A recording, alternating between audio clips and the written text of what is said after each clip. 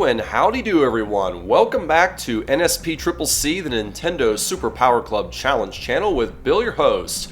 Today we are looking at a game that would basically tell us what Top Gun on the NES would look like if it were actually good. And yes, this game does exist. It's called Turn and Burn No Fly Zone for the Super NES, and this is card 118 in the collection. So while this game isn't exactly the second coming, I have to say it's certainly a step up from flight simulators on the 8-bit realm in the NES era.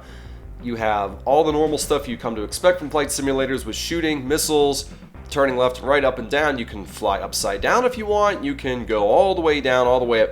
It does have its merits, it does have its fine points, it also has its bad points. But all things considered, it's definitely an underrated gem that's worth picking up and playing if you've never heard of it before, like many people haven't.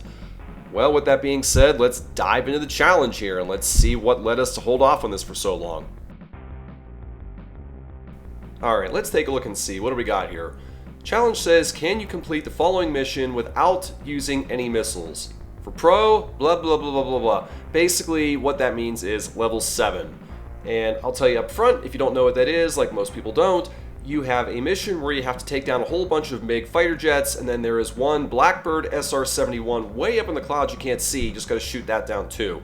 Now, what makes it so tough? No missiles. So basically, your machine gun, and that's it. Honestly, it sounds tough on paper, but really, it's not as hard as you think it might be, because the enemies aren't that difficult on the normal difficulty, and that's what we're going to play this game on. Why play it on Pro or Ace when you don't have to? That's what I say. But all that aside, the challenge really isn't that difficult as long as you don't waste your time and run out of gas. There are things that could get you into trouble, but honestly, not too tricky. We're going to show you how to get it done. The game is worth playing. Hopefully you enjoy it. So sit back, relax, and enjoy Turn and Burn on the Super NES. Here we go. Okay, once the game starts, go to continue, enter the password that they gave you right on the card. It'll take you straight to level 7. Again, to beat this level, you need to take down 7 MiG fighters along with the SR71 and then land back at the start. That's key, you have to land. Now, a big problem with this game is the controls. If you don't know how the controls work, you're going to find this game very frustrating. So in order to take off, for one, you need to hold in B and then press up on the D-pad until your acceleration is all the way up. That's important because landing will be very similar in the opposite direction.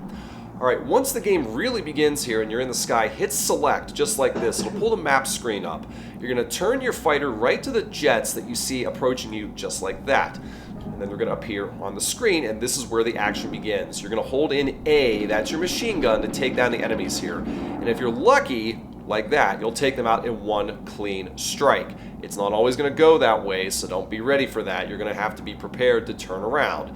Basically, take out a jet, hit select, go back to the map just like this, and then wash, rinse, repeat. It's the exact same process every single time.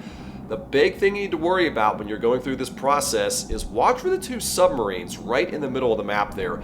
If you go anywhere near them, they will fire missiles at you that can easily take you out and end your run. So you need to be very cautious about that and make sure you're always taking out the enemies on the far sides of the map here. And you're going to see that a couple more times here with a few more examples as we get closer and closer to beating the objective. There goes another MiG. So right now we got one more MiG we can chase down over here. I could opt to fly across the middle of the map to get the other 2 MiGs that are flying directly at me, but obviously when you've got 2 submarines that can fire homing missiles at you, that's not a very smart use of your time, energy, and resources. So instead, what we've got to do is just be in a holding pattern, as we like to call it, and just figure 8, circle around, and wait for these MiGs to get over here. I know it's boring and tedious, but it keeps you alive and safe and uninjured, and that's what you got to worry about here. And since we basically got 20 minutes of just flying around in circles here, we'll just skip through the gist of it, and now we'll get to the hard part, or fun part rather. We're going to go back into the MiGs, and we're going to go back into the fights. And it's just a lot of the same stuff we saw. We're going to shoot. Hopefully we can take them down in the first pass. If we don't, go right back to the map screen and circle around, get another free shot at them.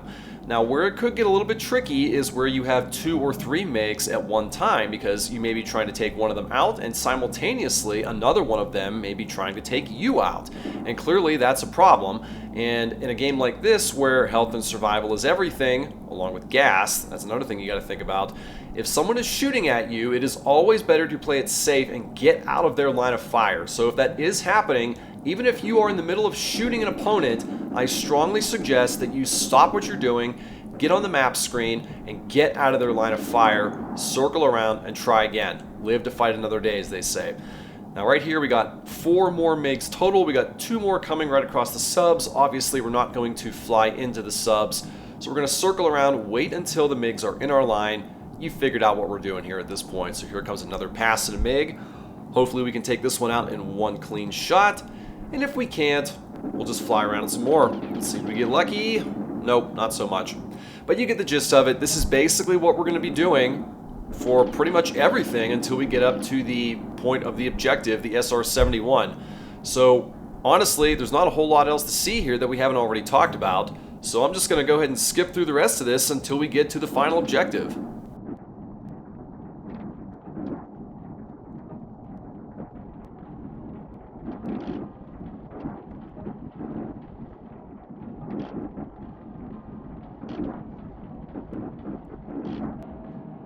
Okay, after a little bit of hyperdrive warp speed, we come out and all 7 MiGs have been destroyed, and the final objective we notice is right, oh boy, in the middle of the screen, right between those 2 submarines. So this is going to get a little bit dicey unless we have a way of getting around those subs, which we do, thankfully. So what's going to happen? Obviously, you fly toward the middle of the screen and stay on the map to go a little bit quicker. By the way, if you want to increase your throttle, we already told you how at the start, but hold B and press up, that'll make you go faster. Or you can hold B and press down, and that'll make you go slower. So that will come into play later, by the way. But anyway, we choose not to do that just for demonstration purposes. Now, as we get closer to the map, you're going to hit select again and push down on the D-pad to fly up into the sky.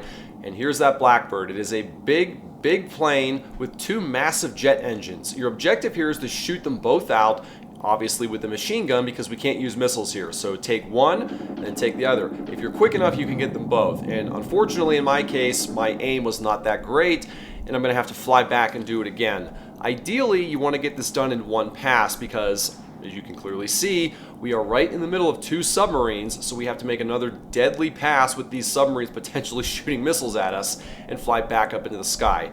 Now fortunately, if you have to do it twice, the second time is much easier because you can focus all of your energy and gunfire on the one engine that you failed to take out like we did here.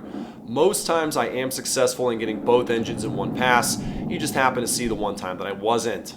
Alright, we take it out, we're done, and you're going to see on the screen very shortly it says all objectives complete, please proceed to landing. Oh lord, is this going to be like the AVGN Top Gun video here?